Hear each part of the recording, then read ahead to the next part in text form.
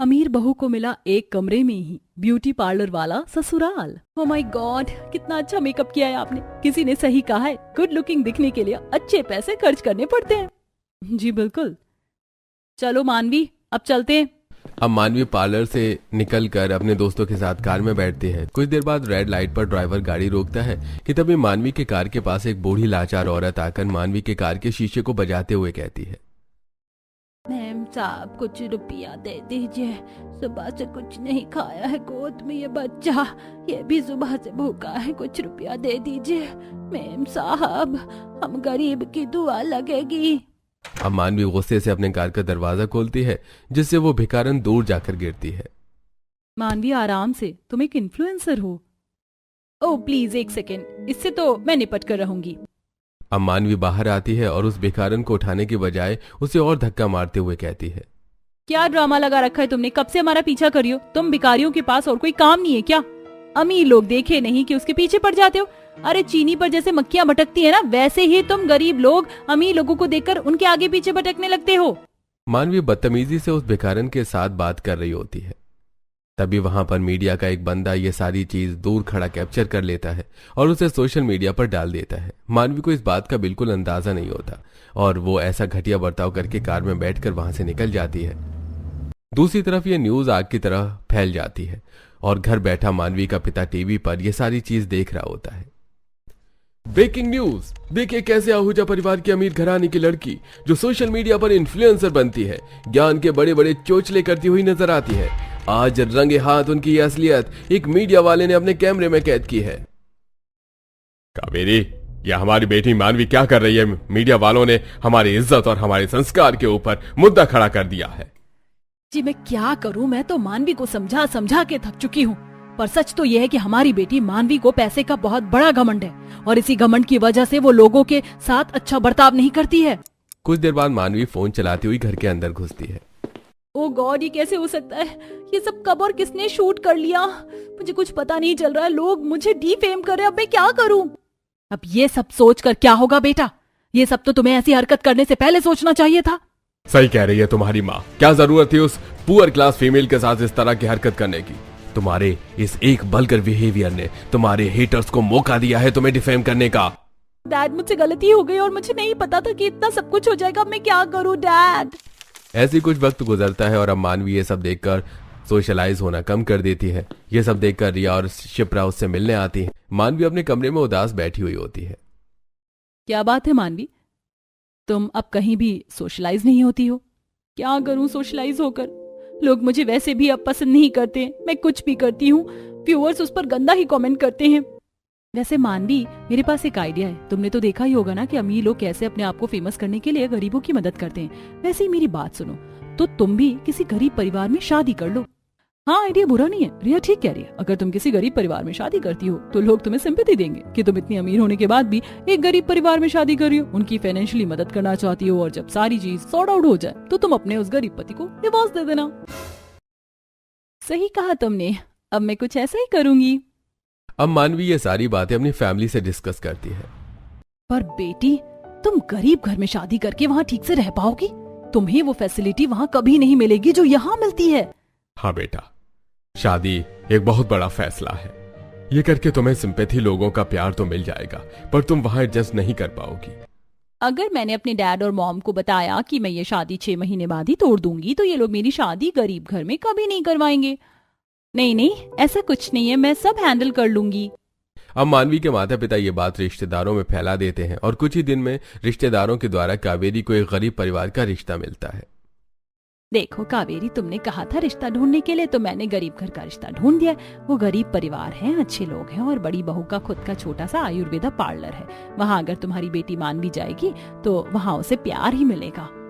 शुक्रिया आशा, मैं कल ही अपने पति के साथ उस गरीब घर में रिश्ता लेकर जाऊंगी। अब कावेरी अपने पति के साथ उस गरीब परिवार में रिश्ता लेकर जाती है। अरे आप लोग आ गए, आइए बैठिए ना। अब जानवी लड़की वालों के लिए एक मेज पर चाय नाश्ता लगाती है। जी आपकी बेटी नहीं आई? जी वो किसी काम में बिजी थी इसीलिए नहीं आ पाई। बाकी हमें आपका लड़का पसंद है, हम शादी के लिए तैयार हैं। आप जल्दी ही मुहूर्त निकलवा लीजिएगा। जी बिल्कुल। अब 1 से 2 महीने के अंदर अंदर कावेरी अपनी बेटी मानवी की शादी पूरी विधि विधान के साथ करवा रही होती है, दूर खड़े मानवी के माता पिता।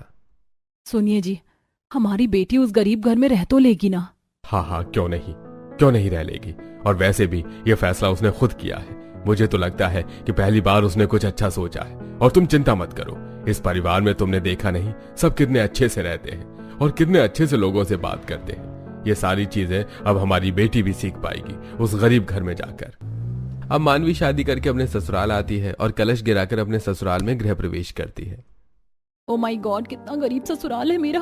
कैसे रहते हैं ये लोग यहाँ? ऊपर से इतनी छोटी सी जगह पर किस बेवकूफ ने यहाँ ये पार्लर खोल रखा है। खैर मुझे क्या, मुझे तो एक दिन यहाँ से जाना ही है। अरे भाभी कहाँ खो गई? चलिए अपने कमरे में चलकर आराम कर लीजिए। हाँ ठीक है। अब मानवी अपने पति के साथ अपने कमरे में आती है और आराम करती है। अगले दिन सुबह सुषमा एक सुंदर सी साड़ी लेकर अपनी बहू के कमरे में जाती है। बहू ये लो, ये सुंदर सी साड़ी पहन लो। यही अच्छा मौका है इनके हाथों से ये साड़ी लेते हुए मैं वीडियो बनाकर सोशल मीडिया पर डाल देती हूँ। व्यूअर्स को लगेगा कि मैं अपने गरीब ससुराल वालों के साथ कितने प्यार से रहती हूँ। थैंक यू मम्मी जी। अच्छा मम्मी जी, मैं क्या कह रही थी कि मैं एक वीडियो बनाना चाहती हूँ आपके साथ। ठीक है बहू, पर मुझे कुछ पता नहीं है इस बारे में। कुछ नहीं मम्मी जी, बस आपको मेरी तारीफ करनी है वीडियो में। अब मानवी कैमरा ऑन करती है। मम्मी जी, आप ये सुंदर साड़ी किसके लिए लेकर आए हो? ये तो मैं अपनी प्यारी अमीर बहू के लिए लेकर आई हूँ। इस साड़ी को पहनकर मेरी बहू आज अपने गरीब ससुराल में पहली रसोई की रस्म करेगी। देख रहे हैं आप लोग, मेरे गरीब ससुराल वाले मुझे कितना प्यार करते हैं। चलिए मैं आपसे मिलती हूँ बाद में, अभी मुझे मेरी पहली रसोई का खाना बनाना है। अब वीडियो बंद करते ही मानवी अपनी सास को धक्का देती हुई। बस दूर हटिए मम्मी जी, आपके शरीर से कितनी गंदी बदबू आ रही है। और ये साड़ी भी यहाँ से ले जाइए, मैं इस साड़ी को हरगिज नहीं पहनने वाली। आपने सोच भी कैसे लिया कि मैं आपकी ये चीप सस्ती साड़ी पहनूंगी? अरे बहू अभी तो तूने, हाँ ज्यादा चौंकिए मत, वो सब एक दिखावा था, समाज के आगे झूठा ढोंग। चलिए अब जाइए यहाँ से। इसी तरह अगले दिन सुषमा जानवी अपनी नंद के साथ एक हॉल में अपने छोटे से पार्लर में कस्टमर को हैंडल कर रही होती है। वहीं दूसरी तरफ मानवी अपने कमरे में सोशल मीडिया पर वीडियो बना रही होती है। मेरा चेहरा दिन पर दिन खराब होता जा रहा है। मैंने आपकी आयुर्वेद पार्लर के बारे में बहुत सुना है, अब आप ही मेरी हेल्प कीजिए। हाँ बिल्कुल सही जगह आई हैं। अब मेरी भाभी एक आयुर्वेदिक तरीके से आपके इस प्रॉब्लम को जड़ से ठीक कर देंगी। हाँ मेरी यही कोशिश रहेगी। आप रुकिए, मैं अभी अपने आयुर्वेदिक प्रोडक्ट्स कमरे में लेकर आती हूँ। जानवी जैसे ही कमरे का दरवाजा खोलती है, दरवाजे की तरफ लगा कैमरा जमीन पर गिर जाता है। माफ करिएगा देवरानी जी, मुझे पता नहीं था कि यहाँ कैमरा लगा हुआ है। अरे जब आपको पता ही नहीं था कि कमरे के अंदर क्या हो रहा है, तो आप एटलीस्ट कमरा नॉक करके तो आ सकती थी ना। आपकी वजह से मेरी सारी वीडियो खराब हो गई। आखिर आई क्यों है आप यहाँ? वो देवरानी जी, दरअसल पार्लर का आधा सामान इसी कमरे में रखा हुआ है, मैं वही लेने आई थी। अच्छा, तो आपका आधा बवाल उस पार्लर का यहाँ रखा हुआ है। रुकिए, मैं आज ही इस बवाल को खत्म कर देती हूँ। अब मानवी गुस्से से अपनी जेठानी का सारा पार्लर का सामान उठाकर कमरे से बाहर फेंक देती है, जिससे कांच के सभी शीशी टूट जाती हैं। कुछ चंदन के लेप होते हैं, कुछ जड़ी बूटियों के तेल होते हैं, जो सब जमीन पर बिखर जाते हैं। ये सब देखकर कस्टमर, हे भगवान कैसी बदतमीज औरत है, कैसे सारा सामान फेंक रही है। आप लोग इसको कुछ कहते नहीं है? माफ करिएगा, आप कल आ सकती हैं क्या? हाँ हम जा रहे हैं। कस्टमर के जाने के बाद सभी लोग वहां इकट्ठे होते हैं। अरे बहू, ये तूने क्या कर दिया? बहू का सारा आयुर्वेदिक पार्लर का सामान खराब कर दिया। सॉरी मम्मी जी, पर मुझे पसंद नहीं मेरे कमरे में कोई बार बार आकर मुझे डिस्टर्ब करे। शांत हो जाइए छोटी भाभी, वो कमरा आपका होने से पहले बड़ी भाभी का था। आपको किसी चीज की दिक्कत ना हो इसलिए बड़ी भाभी ने अपना कमरा आपको दे दिया। हाँ मानवी, चंचल ठीक कह रही है। और तुमने जो आयुर्वेदिक सामान खराब किए हैं, तुम जानती भी हो भाभी उन्हें कितनी मेहनत से बनाती हैं। रहने दीजिए, कोई बात नहीं, मैं इन चीजों को फिर बना लूंगी। अब इसी तरह रात को सबको खाना खिलाने के बाद जानवी अपने पति और बच्चे के साथ हॉल में सो रही होती है। मम्मी आपको क्या हुआ? हाँ जानवी, तुम उदास लग रही हो, कोई बात हुई है क्या मेरे पीठ पीछे? हाँ, वो देवरानी जी को मेरा पार्लर चलाना पसंद नहीं है। जगह कम पड़ जाती है और फिर छोटा सा तो कमरा ही है हम लोगों का। हाँ मैं समझ सकता हूँ, पर अभी तो मैं कुछ नहीं कर सकता, पैसों की अभी दिक्कत चल रही है। इसी तरह अगले दिन सुबह जानवी की बेटी खुशी मानवी के कमरे में जाकर उसके महंगे महंगे प्रोडक्ट्स शीशे के पास बैठकर मुंह पर लगा रही होती है। ये लगा ली मैंने क्रीम और ये बिंदी और ये काजल, अब मैं लिपस्टिक लगाऊंगी। खुशी जैसे ही लिपस्टिक लगाती है उसके हाथ से वो लिपस्टिक टूट जाती है। तभी पीछे से मानवी आकर ये सब देख लेती है और खींचकर खुशी के गाल पर एक चांटा लगाती है और कान को मरोड़ती हुई उसे कमरे से बाहर लाती है। बाहर जानवी अपने पार्लर में कस्टमर के बालों में एलोवेरा मास्क लगा रही होती है। तभी जेठानी जी, आपको अपना ये 2 कौड़ी का पार्लर संभालने के सिवा और कुछ नहीं आता है क्या? अरे बाप रे जानवी जी, आपकी देवरानी आपसे कैसे बात करती है? इसे बात करने की जरा भी तमीज नहीं है क्या? हाँ देखना जरा कैसे छोटे बच्चे के कान को मरोड़ रही है। अरे देवरानी जी, मेरी बेटी का कान छोड़िए, वो रो रही है। आखिर ऐसा क्या किया है मेरी बेटी ने? मम्मी मम्मी छोटी चाची ने थप्पड़ मारा, आगे मेरे से की एक लिपस्टिक टूट गई। देवरानी जी, एक लिपस्टिक के पीछे आपने मेरी बेटी पर हाथ उठा दिया। अरे आपको जरा भी शर्म नहीं आई? रहने दीजिए बड़ी भाभी, अगर शर्म आती तो छोटी भाभी ऐसा कभी करती ही नहीं। इसी तरह अगले दिन सुबह सुषमा अपनी बड़ी बहू को एलोवेरा, संतरे के छिलके, नीम, अरंडी, जाफर, कॉफी के पत्ते जैसे आयुर्वेदिक सामान लाकर देती है। ये ले बहू, तेरे पार्लर का आयुर्वेदिक सामान मैं ले आई हूँ, अब तू इसे पीस कर कूट कर रख ले। चलिए भाभी, मैं आपकी मदद कर देती हूँ। अब जानवी नीम को पीसकर, जाफर को घिसकर और फिर एलोवेरा को छोटे छोटे टुकड़ों में काटकर उसका जेल एक डिब्बे में भरकर अपनी नंद के साथ अलमारी में रख रही होती है। वहीं दूसरी तरफ मानवी अपने पति से, सुनो, मुझे कुछ पैसे चाहिए, मेरा मेकअप का सामान खत्म हो गया है और मुझे पर डे एक वीडियो शूट करके सोशल मीडिया पर डालनी होती है। पर मेरे पास पैसे नहीं है। तुम बड़ी भाभी से अपना मेकअप क्यों नहीं करवा लेती हो? वो नेचुरल तरीके से तुम्हें तैयार कर देंगी। इस बार तो बोल दिया, पर दोबारा कभी मत बोलना। मैं तुम्हारी भाभी के उस 2 कौड़ी के पार्लर में जाकर तैयार नहीं हो सकती। मैं महंगे महंगे प्रोडक्ट अपने मुंह पर लगाती हूँ, पैसे दो मुझे। अब अशोक अपनी जेब झाड़ कर सारे पैसे अपनी पत्नी को दे देता है और मानवी उन पैसों को लेकर एक बड़े से पार्लर में जाती है, जहां मानवी अपने बालों को स्ट्रेट करवाती है, फेस पर महंगे महंगे प्रोडक्ट लगवाती है, साथ ही बहुत सारे कॉस्मेटिक सामान खरीद कर घर लेकर आती है। ये सारा सामान देखकर जानवी, अरे देवरानी जी, इतने महंगे कॉस्मेटिक प्रोडक्ट आप क्यों लेकर आई हो? ये हमारी स्किन के लिए बिल्कुल ठीक नहीं होते हैं। अपना मुंह बंद करो, तुम जैसी गरीब को क्या पता कि महंगे प्रोडक्ट्स कैसे इस्तेमाल किए जाते हैं। अब जिस बात का डर होता है वही होता है। शाम तक मानवी के चेहरे पर लाल लाल दाने निकलने लगते हैं और जब वो अपने सोशल मीडिया पर लाइव आती है तो सभी लोग उसे उल्टे सीधे कमेंट करने लगते हैं। अरे ये क्या हो गया मेरे फेस पर? इतने सारे दाने कैसे निकल गए? मैंने तो इतने महंगे प्रोडक्ट्स अपने फेस पर लगाए थे। मुझे अभी ये लाइव वीडियो स्किप करनी होगी, सब मुझ पर हंस रहे हैं। अगले दिन सुबह लाल लाल दानों के साथ साथ जब मानवी अपने बालों को झाड़ती है तो उसके बाल भी जमीन पर टूट टूट कर गिर रहे होते हैं। मानवी फिर परेशान होती है। ओ गॉड, ये क्या हो रहा है? इतने सारे बाल एक बार में कैसे टूट सकते हैं? ऐसे तो मैं जल्दी ही गंजी हो जाऊंगी। मुझे अपने पति से और पैसे लेने होंगे। अब मानवी फिर अपने गरीब पति से और पैसों की मांग करती है। मानवी, मैं इतने पैसे और नहीं लाकर दे सकता तुम्हें। बहू, इतने पैसे हम लोग कहाँ से लेकर आएंगे? और तू अपनी समस्या का समाधान अपनी जेठानी से क्यों नहीं निकलवाती? गाँव की सभी लड़कियां, औरतें तेरी जेठानी के पास ही आती है अपनी समस्याओं को लेकर। अपना मुंह बंद कीजिए मम्मी जी और मुझे पैसे दीजिए, नहीं तो मैं ये घर छोड़कर चली जाऊंगी। अब बहू की धमकी सुनकर सुषमा अपनी अलमारी से पैसे निकालकर अपनी बहू को देती है। मानवी फिर उन पैसों को ले जाकर कॉस्मेटिक शॉप से सामान खरीद कर घर लेकर आती है। मानवी जब घर आती है तो देखती है कुछ लड़कियां पार्लर में खड़ी होकर उसकी जेठानी से कह रही हैं, जानवी जी, मेरे तो बाल पूरी तरीके से खराब हो चुके थे, पर जिस तरह से आपने अरंडी के तेल की मसाज, एलोवेरा का मास्क मेरे बालों पर लगाया, तब से मेरे बाल नेचुरली बहुत अच्छे और लंबे हो गए हैं। शुक्रिया, मेरी तो पूरी कोशिश रहती है कि मैं आप लोगों को सहमति दे सकूं। जी बिल्कुल, आप देती भी हैं। सच कहूँ तो मेरा फेस भी बहुत ज्यादा खराब हो गया था, पर जब आपने मेरे फेस पर आयुर्वेदिक तरीके से face massage, face scrub, face mask लगाए, उस हल्दी चंदन से मेरा फेस बहुत क्लीन और क्लियर हो गया। अरे ये तो होना ही था, मेरी भाभी आयुर्वेदिक प्रोडक्ट अपने हाथ से जो तैयार करती हैं।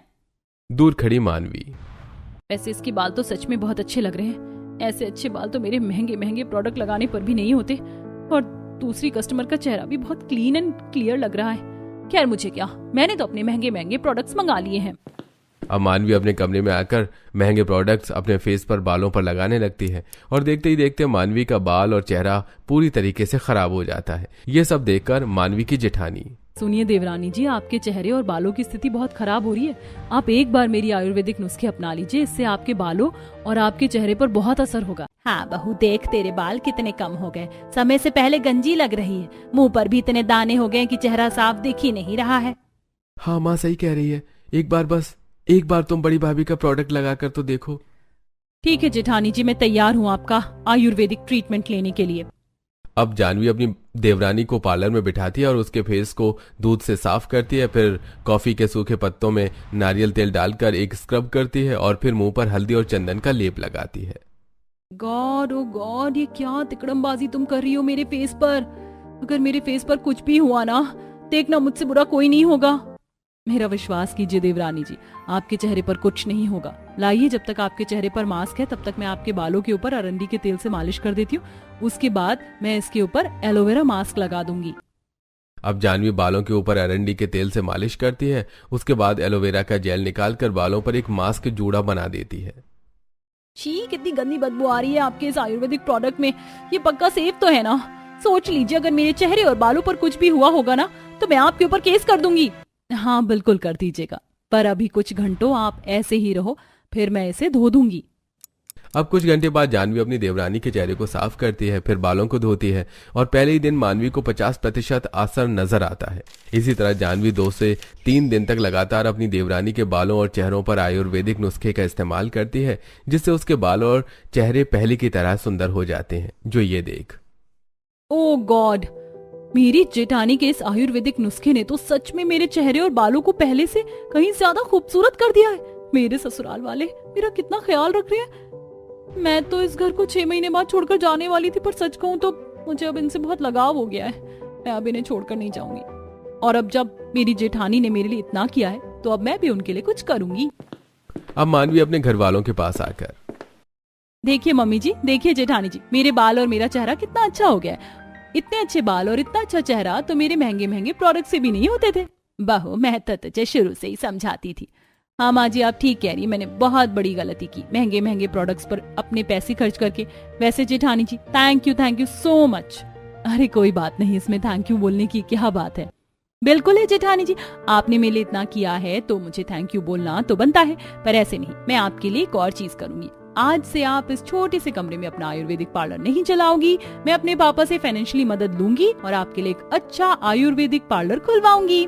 अब जानवी की देवरानी अपने अमीर पिता से फाइनेंशियली हेल्प लेती है और अपनी जेठानी का एक आयुर्वेद पार्लर खुलवाती है और अपनी जेठानी के साथ मिलकर ये आयुर्वेदिक पार्लर चलाती है, जिससे धीरे धीरे उनकी आर्थिक स्थिति भी ठीक हो जाती है।